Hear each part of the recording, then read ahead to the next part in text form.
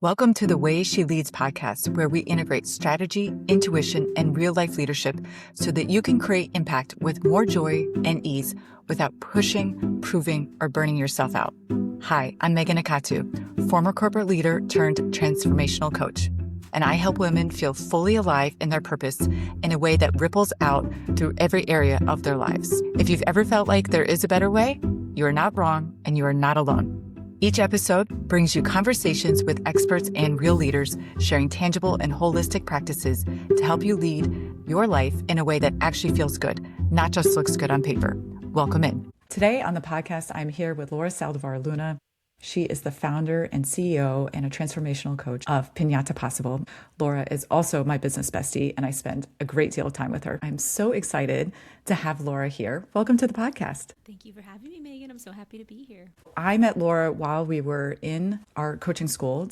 And we were not super close then, and we became closer afterwards. And what I really appreciate about Laura is just one of the deepest listeners I have ever met. And it feels like she's staring into your soul when you are in her presence. And then over the years, we have just learned how much we have in common. We were looking at a lot of the same colleges. We both studied abroad in Spain.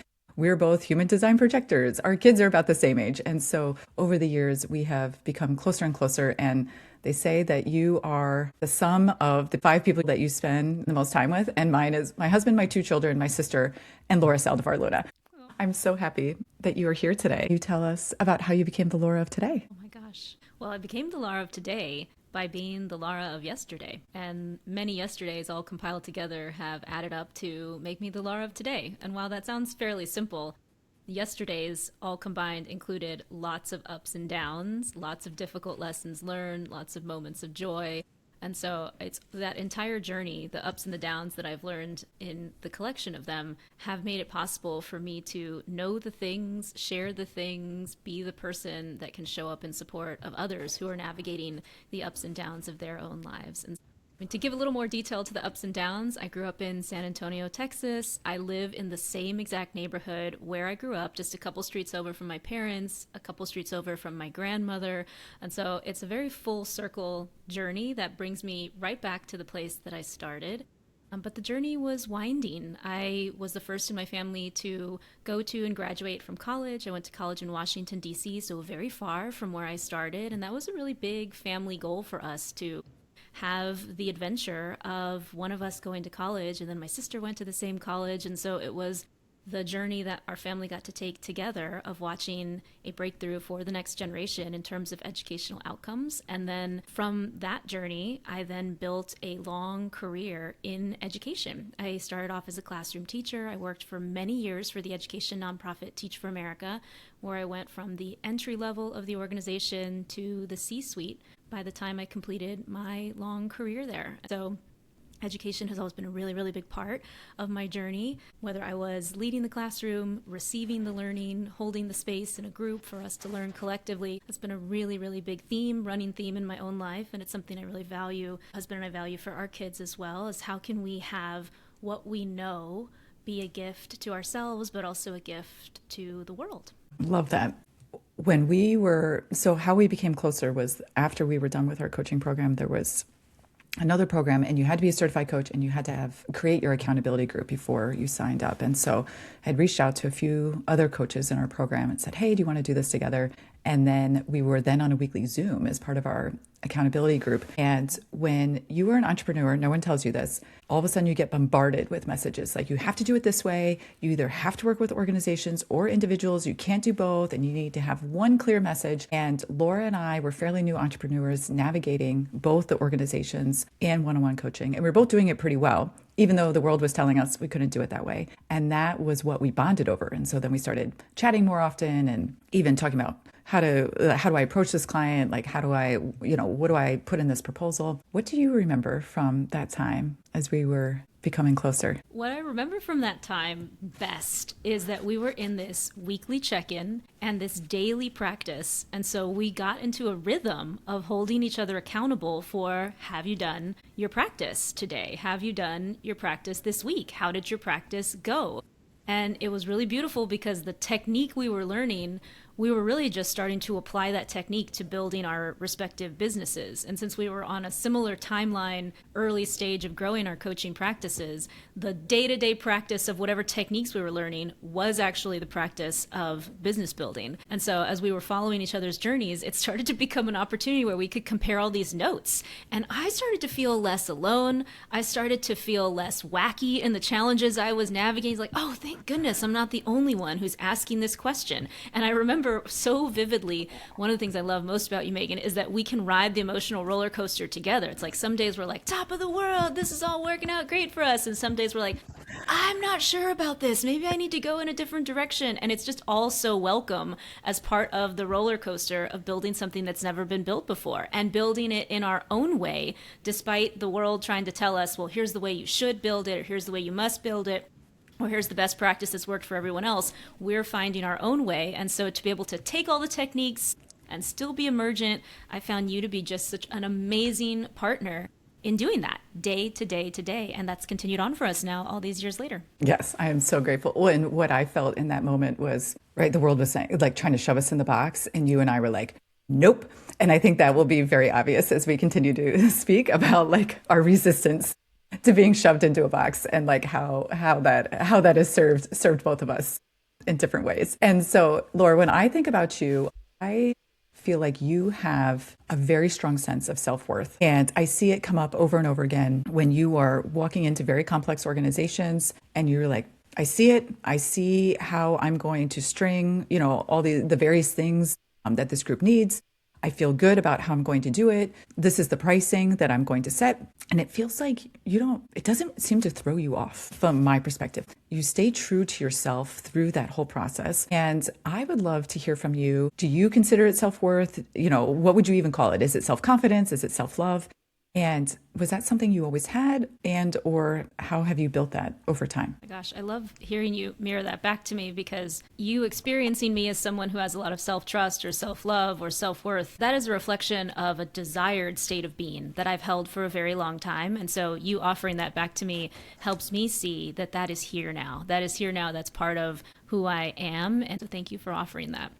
And I would say my journey is actually one of not feeling a lot of self-confidence, not feeling a lot of self-worth, not feeling a lot of self-trust, but it's through the learning of how to step into more trust and understanding and support of myself that I think I've had real breakthroughs in being able to see the gifts that I have and see the gifts in others. Because it was always easier for me to see the gifts in others, to see the assets and the strengths in others. That is an immediate thing. It was always harder for me to see that in myself. And so my work over the last few years has been to really reintegrate my own life and to see myself with the same kind of wholeness and powerful potential that I see in everybody else. And so I think part of what allows me to walk into a room, though, and know there is infinite power and possibility in that room, in those people, in the group, regardless of what they're dealing with, no matter how fragmented they feel, no matter how misaligned things feel, no matter how divided they feel,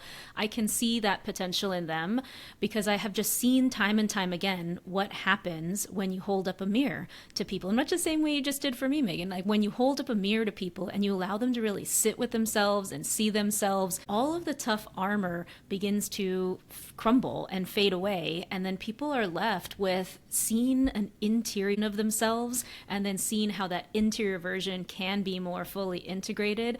And then I just see time and time again that when you have that internal alignment and integration, then everything you want outside of yourself, whether it's better relationships with your team or more productive outcomes or a different way of life, whatever it is all possible once you are internally aligned and integrated. And so I think I see people as already aligned and integrated and whole.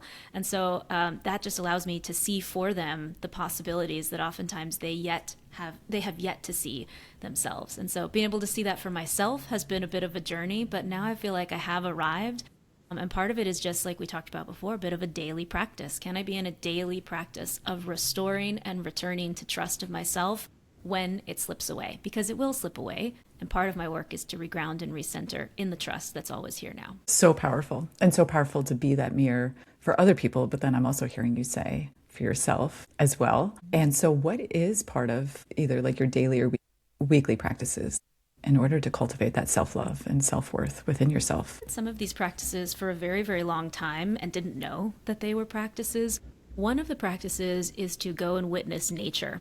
I would do this oftentimes when I was in my executive roles and I was feeling misaligned or feeling confused or feeling out of sorts. And it was typically, I didn't have this language at the time, but it was typically first a sensation occurring in my body where I just felt like something was off.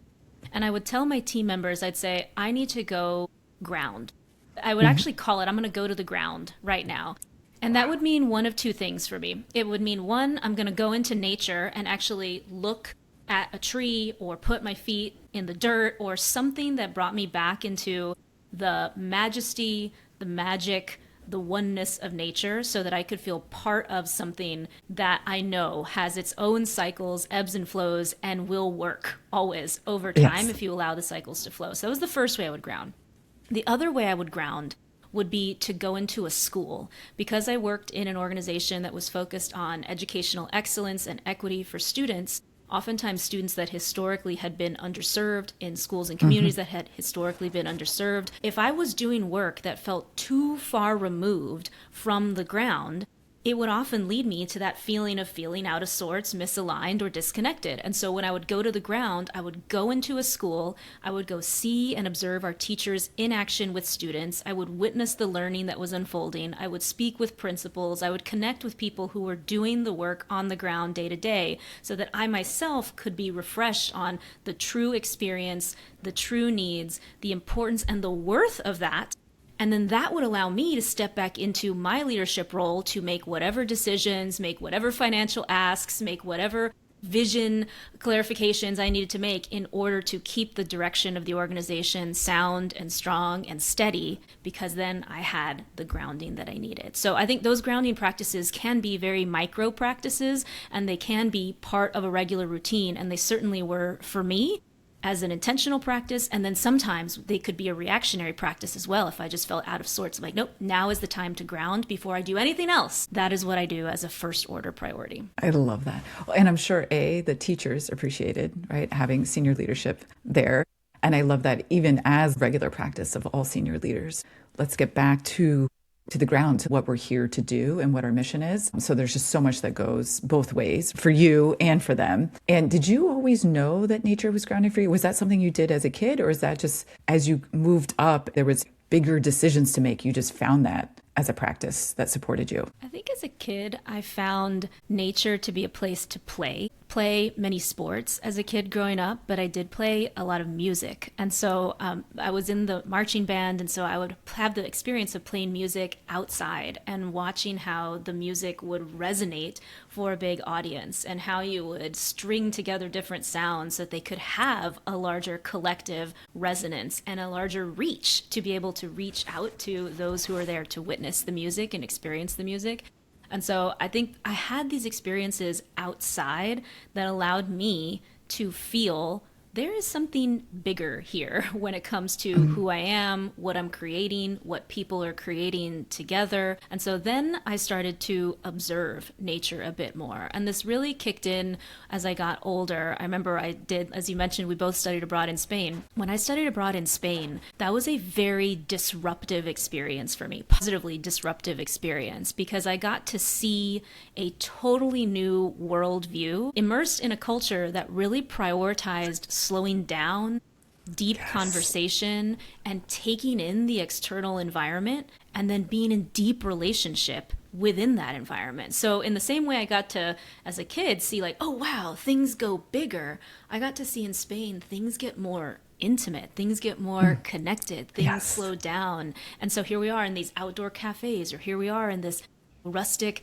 countryside, and I could just see, wow, like this magic extends so far outward, and it extends so far inward, and it connects in relationships. So I think nature has just been a wise teacher in that way. And now I've made it more of a part of my regular life. Like I'm on the Parks and Recreation Commission for my local community. So just ways that I can plug in to have nature be an intentional practice. Again, sometimes I find these things through emergence, but now I can make them a more dedicated practice so they become part of just the way I live in infused into the day-to-day. So much wisdom there. I didn't really appreciate local parks until COVID. I needed ways to entertain my children. My husband was getting a master's degree that had completely moved online. So over the weekends, I needed a way to get them out of the house. And we went to these local parks week after week after week. And because it was spring, you could see like, oh, today the roots are this big and next week they were this big. And when you go week after week, you can really appreciate the beauty that was unfolding. I had this moment I'll never forget. I had a really, really difficult week at work when I was an executive at Teach for America. It was probably the most difficult week I navigated. And I remember sitting in a conversation with someone as I was beginning to chart the course for the week. And it was a busy week. I had a lot of difficult things I needed to do, and it was a lot of back-to-back meetings, as was the typical way for my schedule at that time. And I remember telling someone, I just need to go see trees and flowers. And that person was like, okay, then go see some trees and flowers. And so I remember working with my assistant to clear the day, reschedule all the meetings I had, and I went and I sat in a garden for the day. That is what I did. And while that feels like it's the furthest thing from what is supposed to be, quote unquote, on an executive's calendar, it was the thing I knew I needed in that moment if I was going to successfully move through the rest of the week and the decisions and the presence and the rigor that was going to be required for me as a leader to be successful. And so I'll never forget that, because it felt very childlike in some ways. It felt very honest in other ways. It felt very real and raw. And it was one of the most nourishing days I had as a leader in that executive role. Well, and that is so self-honoring. So go back to, we started this conversation because I was like, you are someone that, to me, that has high self-trust and high self-worth. You heard to do that. You actually trusted yourself to make that decision and say, hey, I need to be in trees and flowers. And then you did it. And then, so what was the positive effect of spending the day doing that? Well, because my role at that time, I was a chief people officer. So I worked as the head of HR. I was doing the difficult work of helping my team shepherd systems that supported a 1,700 person workforce. We were also doing the deep work of holding space for people that were going through the ups and downs of COVID. It was post George Floyd's murder, so there was a lot of racial reckoning and tension that people were grappling with. And so there were true experiences that were coming up from the surface for people that our team, as an HR and people team, we needed to hold. We needed to hold spaces for people to be held, so that they could be free of what they needed to be free with to show up and do their best work in service of our mission. And sometimes that was deep systems work and very technical. Sometimes that was deep relational work and very much about presence. And so for me to be able to support my team as they supported our staff, as our staff supported thousands of teachers who were working in schools during this very tender and tense time, I found that part of the way we could ripple something positive through that system was through grounding and regulating our own nervous systems, our own way of being, so that we could be and create safe and supportive containers for people to unfold whatever needed to be unfolded. And from there, then they could move into the next set of actions to forward their goals. But sometimes, we had to listen to a lot of difficult feedback. We had to help people through a lot of tense conflict. We had to grapple with decisions and say, this decision benefits this subset, this decision might be more difficult for this subset. How do we sit with those inherent tensions in decision making and then allow ourselves to be in relationship, dialogue, and communication with people so they understand whatever decision gets made? That was all very difficult work. It could be emotionally draining, especially if you're taking on the emotion from others who are not happy or feeling dissatisfied with a decision. And so to ready ourselves for that, it really was, how do we ground and remain centered ourselves so that we can be steady when the rest of the world is feeling a bit shaky? Yes. And then I just heard you say, take care of self first before we can come back and take care of others. So powerful. Well, you were just talking about your goals. And another thing that really strikes me about you is you have a high commitment to excellence always. And I would consider both of us high achievers. And sometimes when you're telling me what you're doing, I'm like, dang, This woman is on it. She's so committed. I know that you are journaling and setting goals every Monday. And I know that you have a top of the month practice, you have a top of the quarter practice. I know that this is something that you have been doing for many, many years and long before you even became a coach. Can you tell us either how this practice came about, how it supported you in achieving your goals and maintaining that commitment to excellence? Yeah. You were asking me a bit earlier about, self-trust and self-honoring and self-love and self-confidence. And while when I was younger, I don't know that I always felt those things. What I did have as a very young person that I think I still have and still use as my go-to strategy is a really hefty dose of dreaming. I think I've always been a really big dreamer. I've always wanted really big things. And one thing that's been kind of funny along my journey is that I've often been unafraid, or maybe it was naive, who knows, but I would just tell people the things that I was dreaming about. I would walk around and I'd say, one day, I want to be X thing, or I'm going to achieve Y thing. And I would just tell people. And the more that I would tell people, the more I would believe it was going to happen. The more other people would believe it was going to happen, the more other people would collaborate and support me in making the dream a reality. So everything from, I'm going to be the first in my family to go to and graduate from college, or I want to be, the executive director of Teach for America in 5 years. I mean, I had some really big goals on really ambitious timelines, but they all got accomplished. And I think it's because I was in this wild practice of just talking about it. And so I remember when I started my business, I had the same go-to thinking of like, okay, I'm starting this business. It's a coaching practice. It's called Piñata Possible. I don't know all the things that it will one day be, but I do know that I have a big dream that it's going to be life-changing for the people it serves. So I remember I would go tell people, I had a goal, one person a day. Can I tell them I'm building Piñata Possible? This is what I'm building it to do. And sure enough, that's how I started to get some of my first clients. So your question, though, is about how to turn that into structure, because dreams can be very, very wonderful and inspiring and motivating. For me, they really come alive, though, when I start taking the aligned action to bring the dream into reality. So over time, and through a lot of experimentation, have refined a variety of different practices that allow me to translate a big dream and goal into a flexible structure that allows me to take action at the annual level, at the quarterly level, at the monthly level, at the weekly level, and at the daily level, so that everything is in integration, in lining back up to what it is that I really, really want.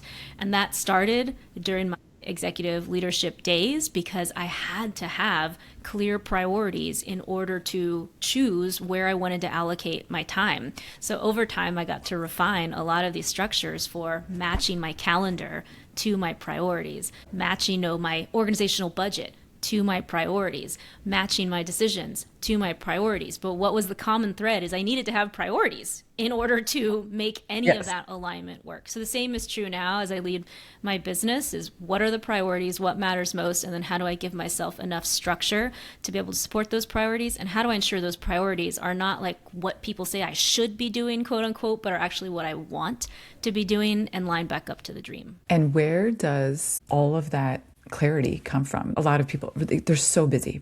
They know that they want to show up every day at work and do a great job. They know that they want to get promoted. And yet that can still feel hard, though, to write out specific goals. Where does all your clarity come from? I think my clarity comes from lack of clarity.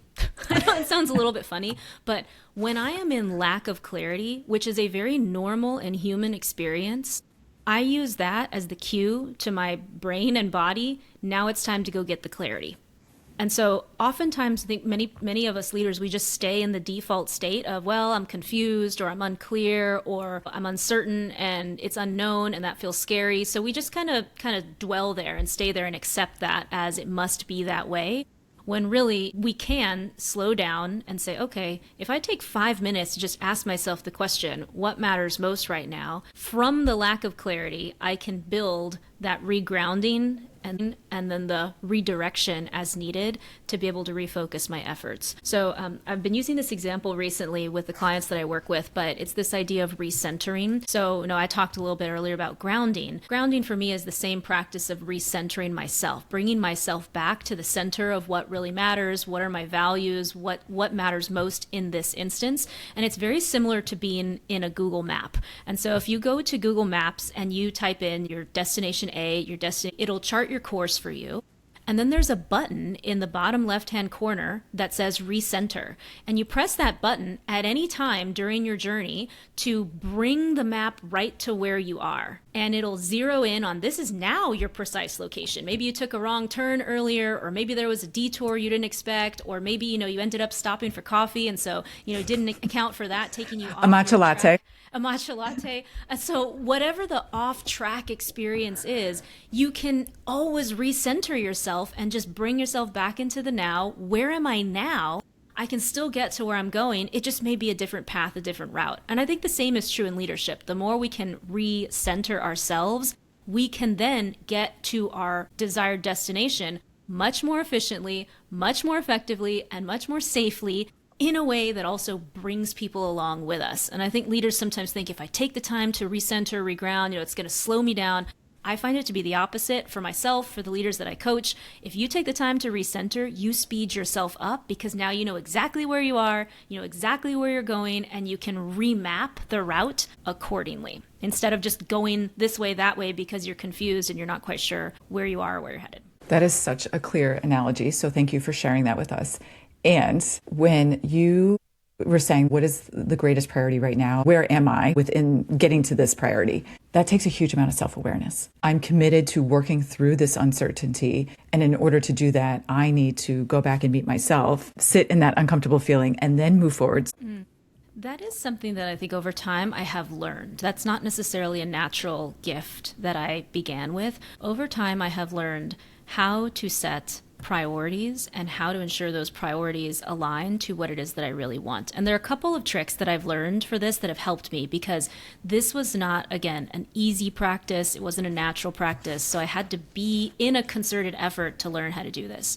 I have found that there are a couple of things that are going on for people for why they don't want to set priorities. And I think underneath most of those reasons why people don't want to set priorities is some kind of fear. It's some sort of fear of setting the wrong priorities, some sort of fear of if I prioritize this and I don't prioritize these other things, then it's all going to fall apart. Or if I prioritize this, then this group of people will feel left out and what am I going to do there? So it becomes almost a bit of a safety mechanism for people to not have priorities, because if you can avoid having to choose and decide and create a direction, you can stay over here in your safe comfort zone and but then nothing really gets done to the degree in which you want it. Priority setting sometimes feels unsafe and feels scary and feels risky and feels hard for leaders, and it definitely felt that way for me. So a couple things that I've learned. One is to ask myself the question, what do I not want? Or what do I not want to focus on? Because sometimes I can rattle off the answers to that much more clearly. And so by process of elimination, I can refine, get them out. What it is that I do want. Yeah. Yes. Yes. But that itself is a bit of a clearing practice for the fear and the worry and the anxiousness that can come in through why do I not want to let this go? What's scary about saying that that's not a priority? So asking myself what I don't want has allowed me to get clearer and a bit more comfortable tiptoeing my way into what it is that I do want. So that's the first trick.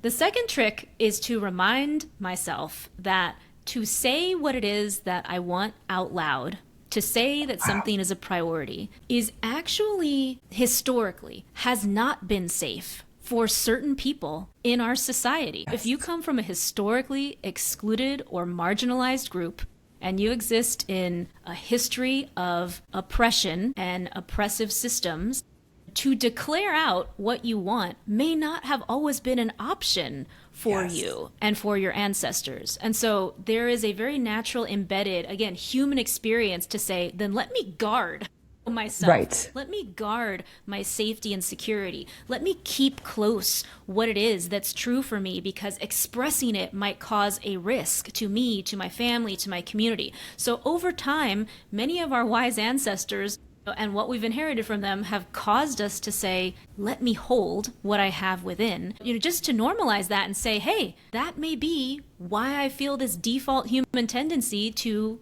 keep my priorities close, to keep quiet, to not decide, not declare. That is actually, again, my body protecting me. That resistance is very wise. It's a wise teacher. It's not that I'm not capable. It's just that maybe I've been conditioned to not fully express what it is that I really, really want or what's a priority. So to know, okay, this may not be the easiest thing, can allow me to take a breath and settle into the fact, like, okay, body, brain trying to protect me, so human, so normal. And there's not an immediate threat right now. So let's go ahead and sit with the question long enough. What do I really, really want? Even if that question feels different and unsafe for the first few minutes that we're being with it. So what you want and what's a priority are different questions than what everyone else thinks you should do, what society says you should do, what feels feasible. What you want is a very different question. And I've learned that it takes some patience, some care, and some time to sit with it, to allow it to really land in the body and give it some space, because it can be a tender question that requires a little bit of opening and unfolding for the leader. Absolutely. And thank you so much for saying that, because I was going to ask you about resistance. Let's say you start your week and you are charting out your weekly goals. I would say most people tend to be the most successful when they have a structure that they can rely on, but then also having enough space where we can be in that flow and we can allow our intuition to guide us. So for you, like, how does that balance feel like? Yeah, that reminds me of what you were saying at the beginning of this podcast, Megan, about, sometimes the world tells us we have to choose. And we're like, no, actually, I like both. And I think over time, I've just realized that I am a student of, a practitioner of, a fan of the both and. How can I have a both and mindset about my life? How can I have great external results and great internal alignment? How can I have great structure and great flexibility and fluidity? How can I have a great career, fulfilling career, and a really thriving marriage and mothering relationship with my children? So a both and approach helps me when I get into that default survival tendency, like, oh, I must choose. Do I want structure? Do I want flexibility? I get to have both, and I can build something that allows both to be here. So one of the things I do, and I've done this for a very, very long time, going back to my executive career, is every Monday morning is my sacred time where I am grounding and setting intentions for the week. And I hold that as a weekly ritual. Even when my schedule was complex and people wanted to meet with me and needed me, I would hold sacred time on Monday, because I told myself people dread Mondays. And I want Monday to be the best day. I want Monday to be the day I so look forward to, because it's so much fun. So, for me to have something as a recurring ritual, I want to make it fun. So brew myself a pot of tea, light a little candle, make sure that I have some good music so that the routine and ritual itself feels fun, nourishing, and full of joy. That way I am wanting to do it, and it helps me to settle into some of that natural resistance that might come in. So that has been an ongoing practice for me for years. And sometimes it doesn't work out as I planned it, right? The kids are off from school, and so Monday is a totally wild day where we're off the routine, and I'm making breakfast, and something else needs to get done. And that's okay. I have told myself I get to create this ritual and routine to fit my life. So sometimes the Monday ritual moves to Tuesday. Sometimes the Monday ritual moves to Friday. And I tell myself, you know what? That's okay. This was a wacky week. The important thing is that it got in somewhere, and I can learn from the fact that perhaps this is not the way I always want to be. So it becomes a recommitment to the ritual. And I do remember one time we were in a very busy season during my executive time at Teach for America, and our CEO needed our senior leadership team to meet on Monday mornings, first thing in the morning. It was a time sensitive, we need all hands on deck, everyone needs to be in this meeting.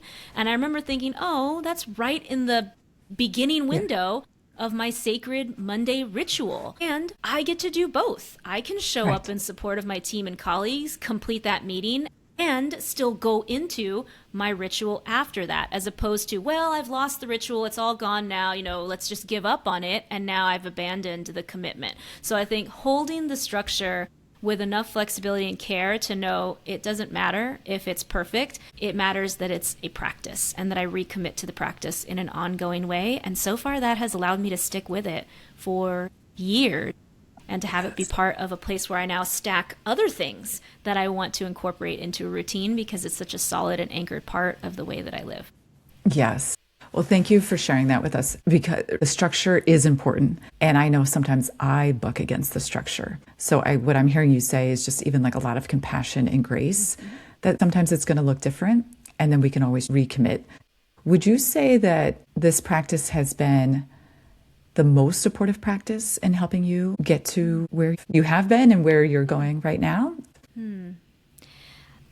I think that the most important practice that has led to the greatest transformation, and this is actually a practice I've learned from my husband, is to look in the mirror and be with the truth of what is. There were some really difficult times I navigated over the last several years that really they're part of the ups and downs that have brought me to be the Lara of today, like we started. But they were not fun times to live through. There were big transition in career moments. There were big breakdowns in marriage that needed restoration. There were big realizations about ways I had deprioritized presence with my children or my own health over time. And so the awareness of what is part of what helped me say, I now want something different than this. Yes. And I think for a long time, I was overriding that awareness. I was bypassing it. I was trying to pretend it wasn't there. I was trying to be in total possibility and say, I can just work hard and get myself through this. And it was really my husband that encouraged me to say, can we just slow down and be with the truth of now, even if it's scary, even if it's not favorable, even if it's not what we want, so that we can then be in an acceptance of the truth of what is.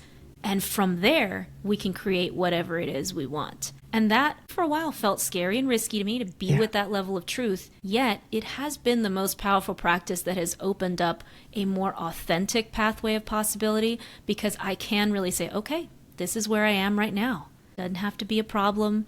Doesn't have to be a judgment or a commentary on my self-worth. It can just be what is. And the quicker I can accept that, the more quickly I can then be on my way to recentering and recommitting to what I really, really want, even with this being currently true. So I think that finds its way into a lot of my practices now, but is probably the most powerful thing I have learned. Isn't it true then when we can sit with what is, that it's often not as scary as we made it out to be in our heads?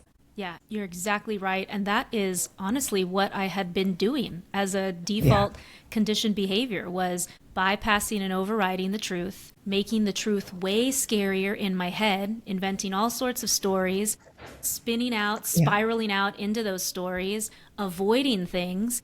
And all of that, again, could have been rectified by just slowing down, being with what is, accepting what is, and then saying, okay, now that if this is true, and now what?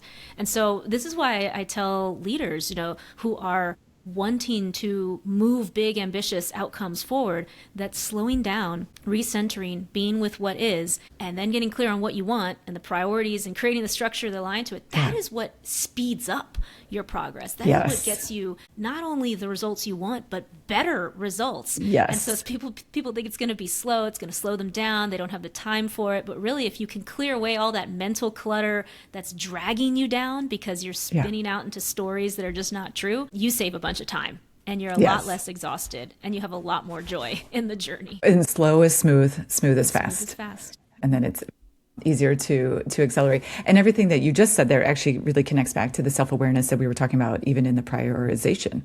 What do I really want? And you talked about what is my part in this, and therefore then what needs to happen. One practice is what is going on, right? Marriage, life, my presence, but one maybe more work tangible about what is a priority for today. Yeah. But actually the base practice is very similar. Yeah, exactly. You can apply it to all different levels of your leadership practice. It's like, what really matters for this year? What really matters for this quarter? What really matters for today? And I find that that's a great way to get into the practice, is to start really small. What matters for this hour? If I could spend this hour in any way I wanted, okay, how would I spend it? Yeah. And maybe I don't action that. Maybe I just give myself permission to ask the question. If I could have it any way I wanted, I'd go see trees and flowers. Okay, well, what's the truth of what is? Well, the truth of what is that I actually have, my kids with me right now, and we have to go to volleyball practice. Okay, it's great. So we're just noting, right, that what I want is to be with trees and flowers, but what I'm actually committed to doing right now is taking my kid to volleyball practice. So it doesn't mean that I deny myself what I want. It's just that I know, okay, that's there. So what does that give me? It gives me power and choice to say, after volleyball practice, let's stop at the park on the way home. We're going to see some trees and flowers. It doesn't have to be one is at the expense of the other. It's just taking the time to ask the question, illuminating all that's under the surface, because when we do that, then we can be more expressed in our leadership and in what we really want and who we really are and our authenticity, as opposed to the alternative, which for me over time was, let me just push that down. I'm going to not tell anyone about that. I'll be bitter about it. And then guess what? I'm not very kind to the people around me because I'm feeling bitterness. So it's much better if I give myself the space to honestly answer the question, express that, and say, okay, the truth of what is right now is we can't have that, but what can we do that will acknowledge that that is part of the picture, as opposed to just being something hidden. Yeah, it's a both and life. You get to go to the park both and life. And still commit to those commitments about volleyball practice or whatever else is on the calendar. It is real life. Sometimes people will come to me and they'll tell me that they're not feeling clear or clarity is escaping them. And I often remind them, you do know. The clarity is already there. We just need to get some stuff out of the way so that you can hear it again or see it again or witness it again. Give it enough space to come forward. And so I find that for me, it's so comforting to know, oh, the clarity's there. It's not like I need to go get it from somewhere outside of me. It's just I need to get enough space within myself to come back into the listening and the wisdom that's already there. That is generations in the making. That is a set of lived experiences of ups and downs in the making. And that is right there for you in the wisdom of your brain, your body, your nervous system, your heart, and all those that have come before you. So beautifully said. What advice would you give to other insanely curious high achievers? I would give the advice of allowing that curiosity to come forward as if it is a friend you've invited to tea, and allow curiosity to speak freely about what it really, really wants without any pressure for you to have to take action on it. I think oftentimes really high achieving women have become high achieving through, here's the thing that's needed, let me get it done. Here's the thing that's needed, let me get it done. And that beautiful cycle of success, which, by the way, that cycle of success repeated too much in excess can be what creates burnout. So we can acknowledge that there's some success from that, and it can also be its own source of limitation. So if we give ourselves a little permission to say, you know what, before I take any action, before I hold that as a to-do item, before I put it on the list of things that need my attention, let me just sit with what comes forward. Let me listen to what this friend curiosity has to say here over this cup of tea.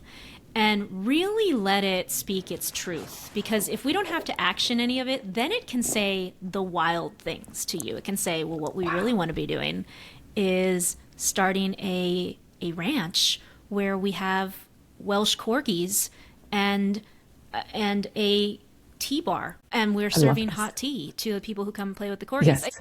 It might be a wild idea that is rooted in things you really love, things you'd experiment with, things you'd do if you had the money, whatever. Just let it say all the things and then get curious about what curiosity has brought forward, and just allow yourself to sit with like the what if. What if I did all of those things? What if I did one of those things? What if that could be the life that's awaiting? Again, without any requirement to have to take action on any of it. Because I think sometimes we stop ourselves when we get into the logistics of, well, how am I going to make a ranch full of corgis? I don't know any corgis. We start getting into the limitations of it. So allow curiosity to come and visit. And then a second little exercise I'd give people is to say, based on what curiosity has brought forward, if you could build your perfect day filled with all those things that curiosity wants to do, what would that day look like? Where would you be? What would you be experiencing? What would you see around you? Make it come alive through all your senses.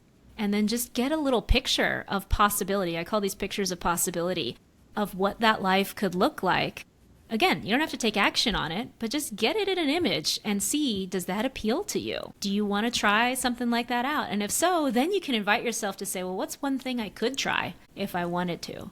And you can break that down into a small micro action that you might be able to take that's in alignment with where curiosity wants to go, without it feeling very threatening, without it feeling very overwhelming and risky, without it feeling like a major overhaul to your life. It's just one little thing you want to try, and treat it as an experiment. I needed you in my life 10 years ago to say that. I love that. We don't have to turn off the curiosity, but we also don't have to take action on every little thing that pops into our head about how we can help others make things better, whatever that might be. Separate the dreaming from the action instead of it collapsing all into one.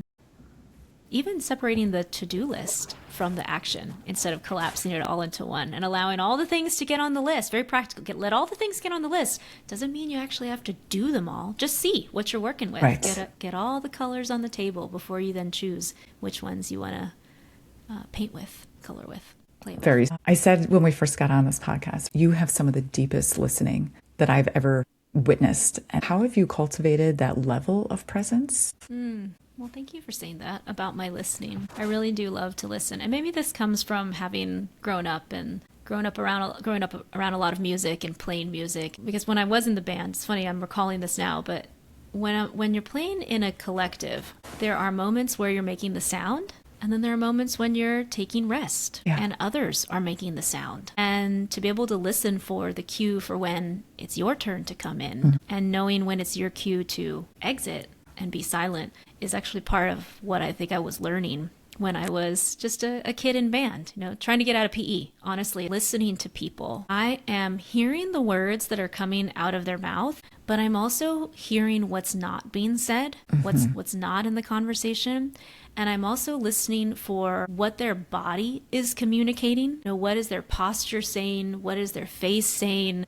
What can I see in how they are holding the language that they're communicating? And that allows me to listen for almost like the highest good for the person, because I can begin to see there are some things that are getting in the way for this person, as is the case for all of us human beings who are out here humaning. And so how can I hold that with enough compassion so that they can hear themselves unfolding the truth that's there, so they can unfold the wisdom that's already within them?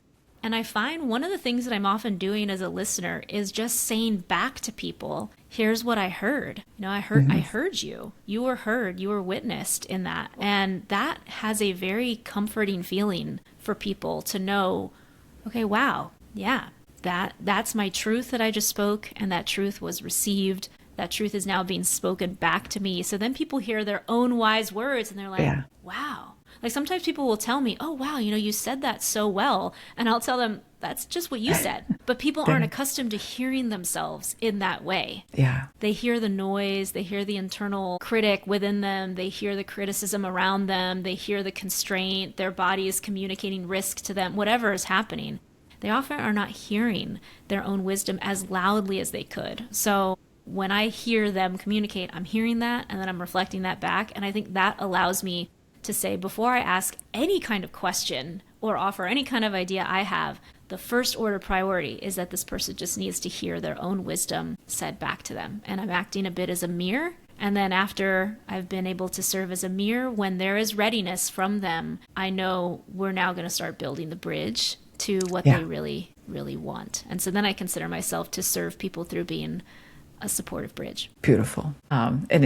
That basic humanness of everyone wants to be seen, heard, and loved. And there's so much power in having someone listen to you that deeply, and also not judge, and also not fix, and also not jump into immediate action, but just really, really listening. Yeah. Yeah, and I think over time, it's right back to where we started. The more I ground myself and am present with my own experience, the more I can show up as a grounded and clear and supportive listener to others. Because if I'm in the act of clearing my own mental clutter, then I have enough space to be able to hold a safe and supportive container for someone else. And I do find this, how can I tell when I am out of alignment? It's when I am impatient with my kids, when I'm impatient with my husband, that is a clear signal to me. Wow, it's not a problem with them. It's a problem with how am I holding the situation right now, and what do I need to do to restore and reground? Is it always immediately available in that moment? No. But even just the act of noticing, okay, I'm in need of regrounding. Maybe I need to go to bed early tonight. Maybe tomorrow I need to ask for some help on something. It allows me to, again, get out of that default, there's a need, I take action. There's a need, I take action. There's a need, I take action pattern that I think so many of us leaders find our way into, and pause long enough to say, okay, I have an unmet need, or I have a need to reground, or something feels off. Sometimes it's just as simple as that something feels off before I take that out on everyone else in my household, in my organization, on my team. Let me just come back into, who am I? What's the truth of what's happening within me right now? What's the truth of what's happening around me right now? What do I really want? What do I need to prioritize to get there? And then what are the small actions I need to take that line back up to make it real? Such a beautiful summary of everything we've spoken about. You are working with executives across the world. And what are you seeing in the leaders that are the most successful or feel the most successful in navigating the world that it is today, which has a lot of uncertainty, which looks very different than years ago? What are things that those leaders are doing, or what are traits that they have in common that are helping them navigate through uncertainty? I would say what I notice in leaders that are leading through these difficult times with lots of success, a few things. Number one, they have a sense of community. So whether they have trusted advisors, trusted colleagues, a leadership team, they count on a board, they work with their own family, whatever is their support network, they have community that keeps them going. And that sense of community helps to alleviate, I think, one of the biggest problems leaders face, especially leaders at the top, which is a sense of loneliness. Yes. And so a leader that can combat loneliness through community is a leader that is setting themselves up to sustain success over time. Yes. That's number one. I think the second thing I see in leaders who are able to successfully navigate difficult times is they have a set of power practices that keep them grounded, steady, resilient, so that whatever comes their way, they can navigate through it. Oftentimes leaders feel they must navigate through those things because they're the leader at the top and everyone's looking to them for direction, and that comes with a ton of pressure. Oftentimes I'm working with leaders who are feeling the pressure of needing to support the organization's financial sustainability while at the same time ensuring that culture is thriving, while at the same time ensuring impact is being delivered. It's a lot for them to hold. So when they have a set of power practices that allow them to restore their power, their choice, and their agency in the midst of challenge. And that can include things like recentering and regrounding, like we've talked about. It can include things like getting clear on priorities and goals. It can include things like aligning your calendar to your priority. All those things are power practices that allows the leader to, whatever is aligned with their strengths, lead in their own way, in a very sustainable way, to sustain challenge, because they're in an ongoing practice of restoring themselves repeatedly again and again and again. And then the third thing that I'm noticing in leaders is,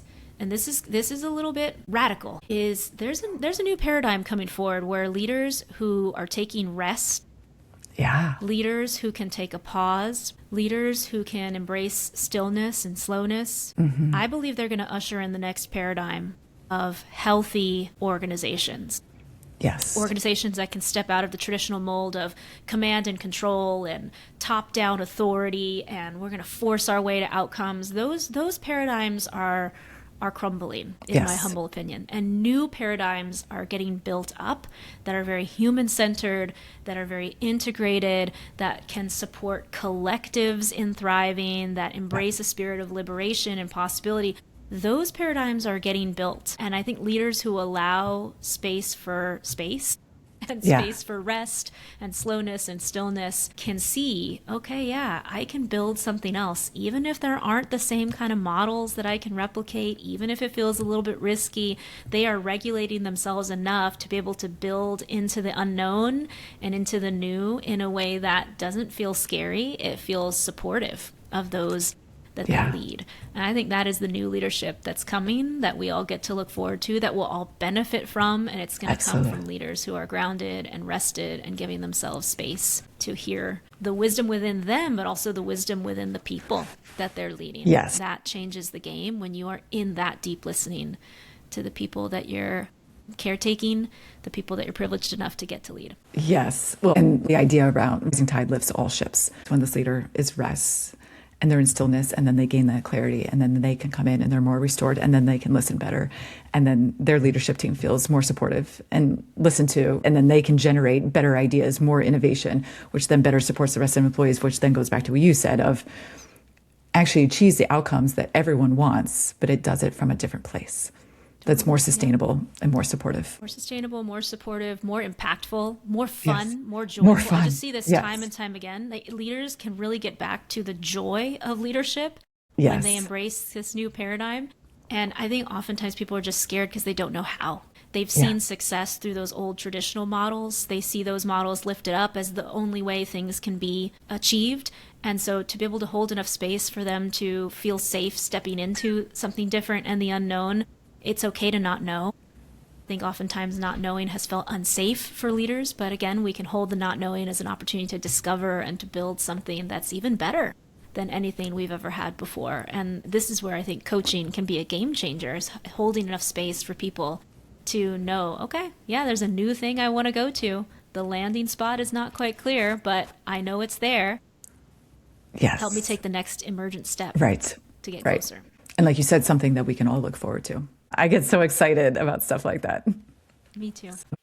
The last thing I would like to share is, if the world has told you no, what you want is impossible, what you want has never been done before, what you want is not worth the time or the energy, I would invite you to consider that you can still say yes to yourself. You can still say yes to yourself. You can still say no to those stories that are outside that are creating the doubt. You could say no to the stories that are inside creating the doubt.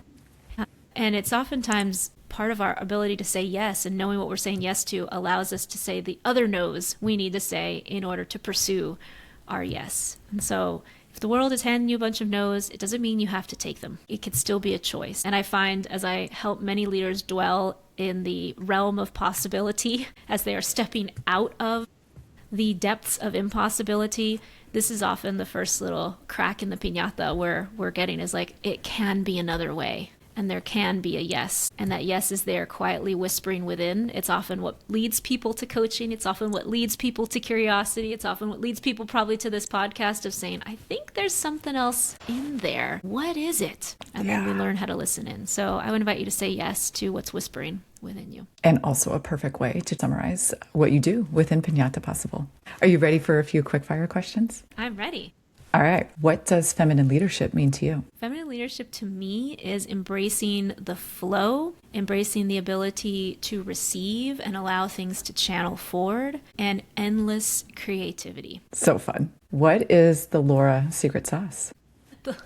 Laura's secret sauce is typically tea-based because I drink tea every single day. But what that allows me to do is, because tea is the type of drink that you need to boil the water and steep the leaf, it's slow, it's a ritual, and yet it packs a punch. And so tea gets real fun when you start adding all the honey and the milk and you swirl it around, and then you realize, like, oh, there's this new burst of energy I have after having this tea, and I feel ready to connect with other people, and what do I want to build today? You know, tea, there's a reason people take the afternoon tea breaks. It's like, wow, what now? What next for the next chapter? And so I think that's a bit of my secret sauce, special sauce, is how can we slow down enough so that we can create enough energy and momentum that allows us to have the exact kind of day and life and connection with others and impact that we really, really want. That's you in a nutshell. Let me slow down. Let me have this structure and this ritual, and then I pack a big punch. That's right. I love this. Okay. What are you reading or listening to right now? Oh my gosh. I am reading and listening a lot of things that make me laugh right now. So I really like reading biographies from comedians. And so they bring me so much joy. I'm listening to So I tend to read a lot of books that are about personal growth and self-development. And one of the things that I'm trying to do this year is to read for pleasure and to read things that make me laugh and smile. And so I'm currently reading Nate Bargatze's book because I like reading books written by comedians because I feel like I'm watching a comedy show as I'm listening to them narrate their books. Thank you so much for being here with us. Thank you for having me. It's been such a joy. I so appreciate you, Megan. Thank you so much for listening today. I would really, really appreciate it if you left comments and sent in a review. This really helps me understand what resonated with you so I can continue to create more episodes that speak to you. Thanks so much. Bye-bye.